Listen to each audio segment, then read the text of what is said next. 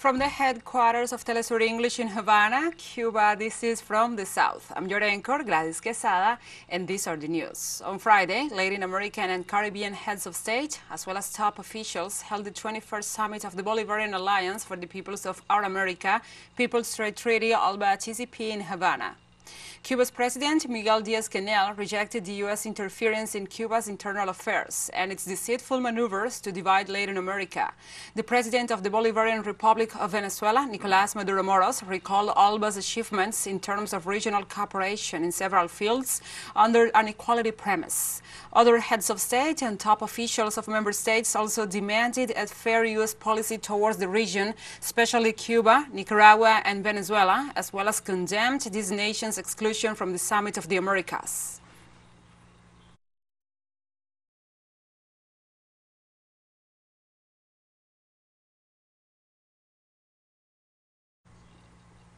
Cuban President Miguel Díaz-Canel made the opening remarks of the 21st Summit of the Bolivarian Alliance for the Peoples of the Americas, held this Friday in Havana. He recalled that ALBA, created by Cuba and Venezuela, sprung and has historical need from ideas of Bolívar and José Martí on revolutionary solidarity. Díaz-Canel also said that COVID-19 pandemic put all our countries to the test. It is a united Latin America with a proper voice and articulated in the coordination of development and the defense of sovereignty appears to be essential. If we are fragmented, we can be ignored, but together no one can silence us. The development and potentials of the pharmaceutical industry in Cuba, which is a legacy of Fidel Castro, has enabled us to produce 3 vaccines with high levels of effectiveness. And during his speech, President Maduro also spoke of a new and better times ahead for the countries of the region, thanks to the unity presented by the ALBA TCP member states. He also expressed that the sovereignty of the peoples must be respected. Better times are approaching. New and better times come for the countries of the Caribbean and Latin America. And these times will arrive and will appear from these battles that we wage right here because we want our continent to be respected, because our countries need to be respected. Bolivia's President Luis Arce denounced the exclusion of Cuba, Nicaragua, and Venezuela from the Summit of the Americas and called for the unity of all countries of the region to face the current and future challenges of humanity. The future for our America will depend in the ability for us to come together to face the great challenges that humanity faces: poverty, hunger, disequality, economic crisis. The great gap between rich and poor, sparked by the system that prioritizes the reproduction and production of capital before the reproduction of life, and is also creating a climate collapse without a point of return. And during his speech at the 21st Summit of the Heads of State and Government of the Bolivarian Alliance for the Peoples of Our America, People's Trade Treaty, Nicaraguan President Daniel Ortega highlighted the essences of imperialism. Imperialism has not changed. The essence of imperialism is there.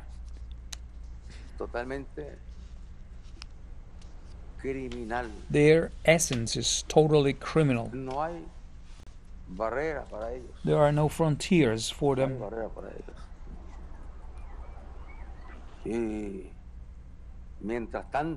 And in the meantime,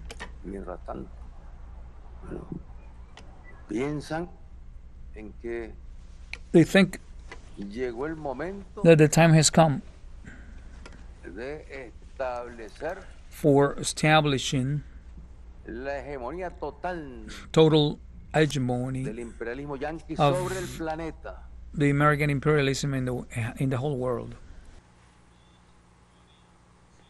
And speaking through video conference, Dominica Prime Minister Roosevelt Skerrit addressed the members of the Bolivarian Alliance for the Americas, ALBA TCP, gathered in Havana. Skerrit made an overview of the importance of such entities as the ALBA TCP for channeling South-South solidarity, especially at difficult times like the COVID-19 pandemic. He particularly mentioned Cuba, China, and Venezuela, and he objected to having countries from the region excluded from the coming America Summit. We have to face attempts to divide us. These attempts will not be successful. And we saw what happened in particular with COVID-19 in the Caribbean. We have to have in mind what we experiment during the pandemics. If it had not been for countries like Cuba and Venezuela, thousands of our citizens would have died. During his intervention in the 21st summit of the ALBA TCP, the Prime Minister of St. Vincent and the Grenadines, Ralph Gonsalves, stated that the regional organization supports the principles of inclusion and that the host of the Americas Summit, the United States, has no right to exclude any country. ALBA TCP, in this declaration, reaffirms the principle of inclusion, that no country in the hemisphere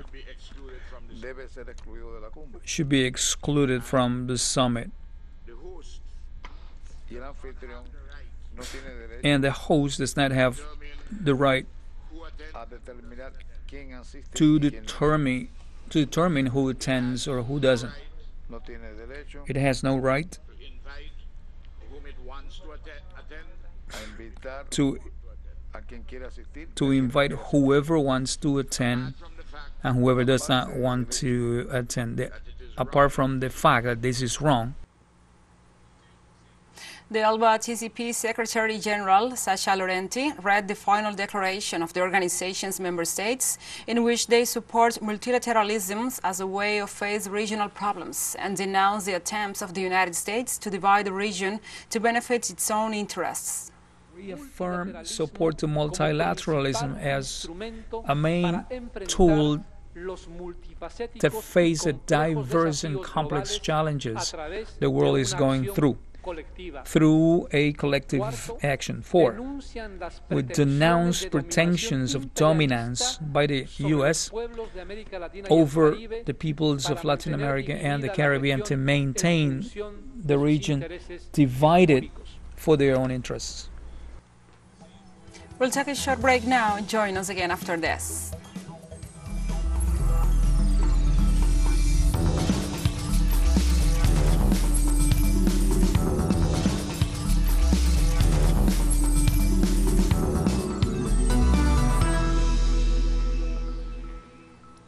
We are back. On Friday, Argentinian health authorities confirmed the detection of the second confirmed case of monkeypox. The Ministry of Health reported a second case of the disease in a Spanish citizen who was visiting the country, stating that there is no link with the first case detected. In this context, Ecuador and Bolivia registered respectively one suspected case of ape smallpox. At the same time, health officials from both countries are waiting for the results of the detection tests. The WHO said that 2 cases in Argentina are added to the 379 cases registered in the world.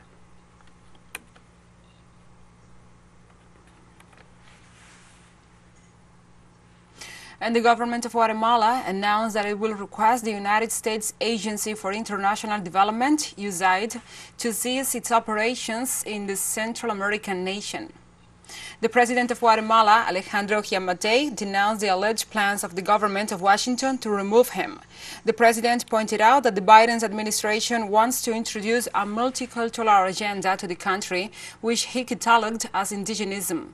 In this context, Giammattei demanded the exit of USAID for its interference in the internal affairs of the nation.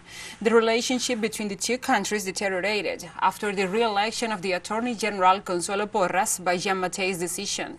Porras was sanctioned in September 2021 by the U.S., accused of obstructing justice in high-impact cases in the country.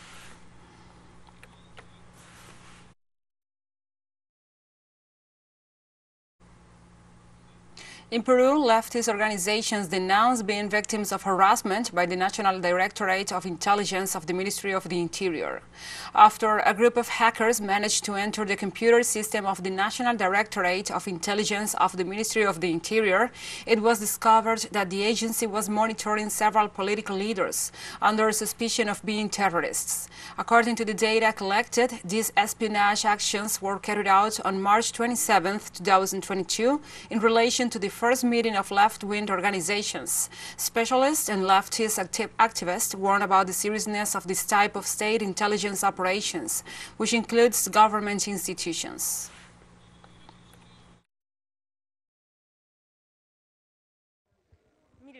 What we have to say is that this goes beyond anything we could have imagined, because this does not only deal with leftist organizations, as we already suspected.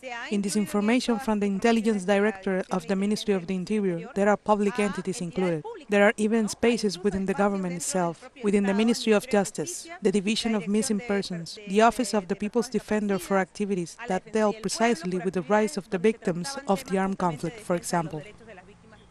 Former Peruvian congressperson and lawyer from Peru's Legal Defense Institute, Carlos Rivera, referred to the possible consequences of this type of intelligence operations against political organizations in the country. The consequences this could have, right? Because let's say that the intelligence agencies prepare information, gather intelligence for some executive or political body to make decisions. They don't do it because it's their hobby. They do it because it is an important part of a more executive task. And here is where I am much more concerned, because this could mean some kind of legal act of repression on those people who are part of, lead or participate in this type of organizations.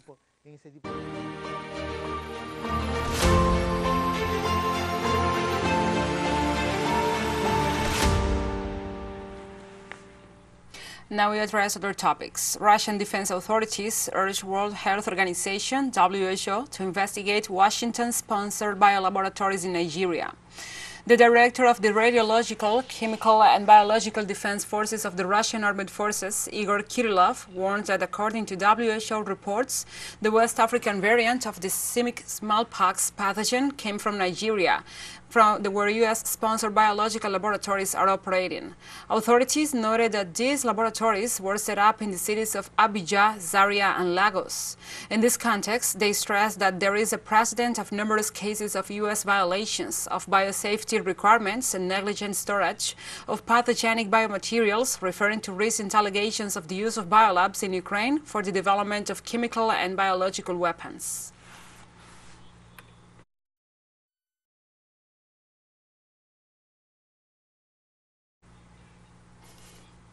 Russia's Federal Security Service identified 250 Ukrainian neo-Nazis trying to enter the country as refugees. Russian authorities reported that the neo-Nazis are trying to enter the Russian territory through the refugee programs.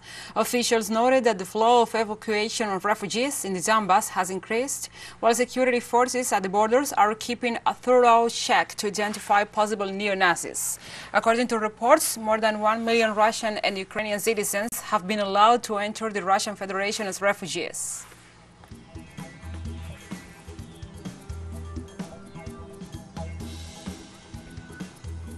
And we have more news coming up after a final short break, so stay with us.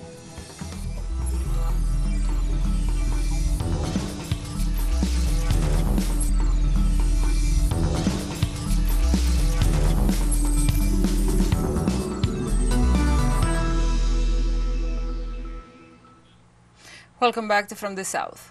African leaders met on Saturday to discuss efforts to fight a growing extremist threat and push back against a recent round of military coups on the continent.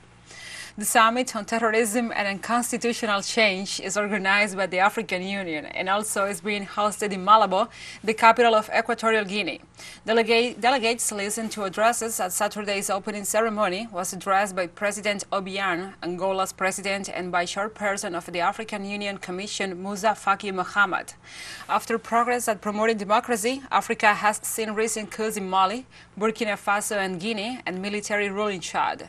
A host of terror groups operate across the many countries, including the Islamic State group, Al-Qaeda, Al-Shabaab, and Boko Haram. Mohammed called on African nations to make better use of their own troops in combating the terror threat facing Africa, and so reduce any dependency on forces from other continents.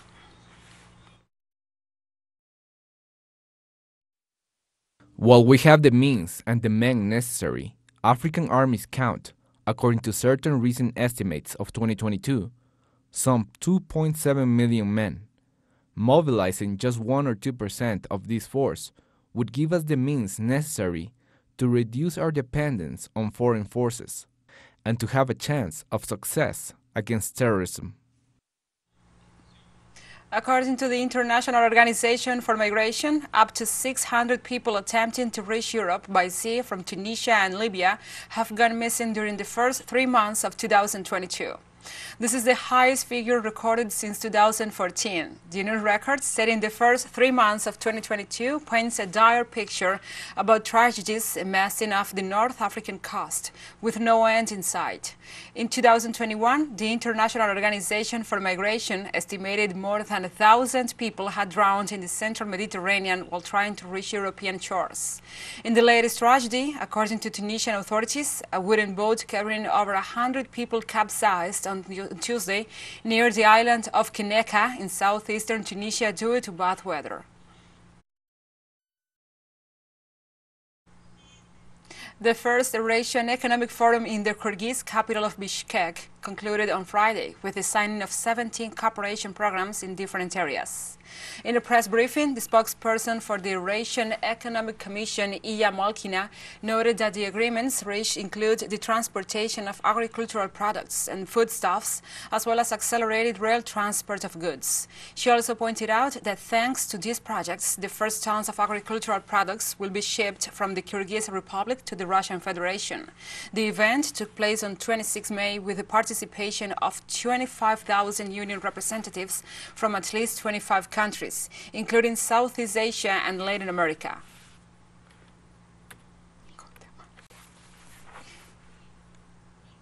Russian Security Council Secretary Nikolai Patrushev said that over half of Afghanistan's population suffers of hunger. According to the official, 95% of the inhabitants suffer more or less from food shortages, while 55% face hunger. Patrushev warned that due to the situation in Afghanistan, there is a risk that the refugees will not only move to Iran and Pakistan, which receive more than 80% of the migrants, but also to Central Asian countries.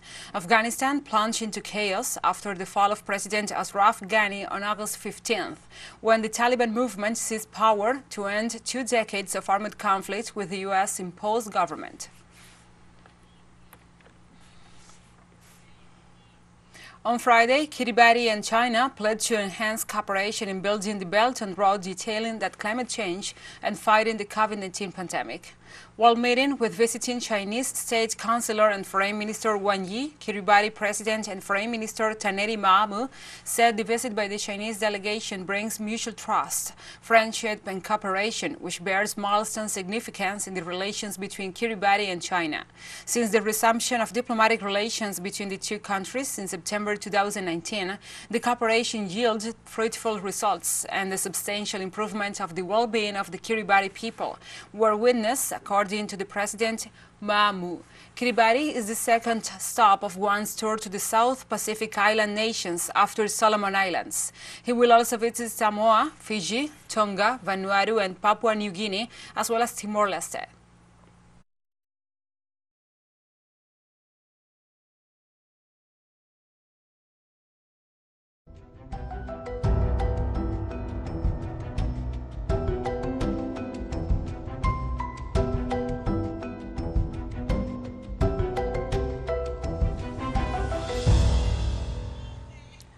And now we address to other topics. Continuous torrential rains caused floods and triggered landslides on Thursday and Friday in South China's Guangxi Zhuan Autonomous Region and East China's Fujian province.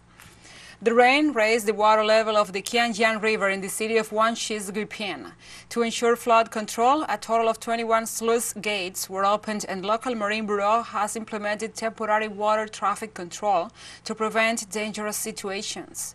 The torrential rain also triggered a landslide in Wuping County in the Fujian's Longyan city on Friday, causing the collapse of a plant and burying some people at the scene. Rescue efforts are still going on. So we have come to the end of this news brief, but remember, you can find this and many other stories on our website at telesurenglish.net. And also, if you feel so inclined, please join us on social media for all the latest news. We are on Facebook, Twitter, Instagram, and Telegram. For TeleSUR English, I'm your anchor, Gladys Quesada. Thank you for watching.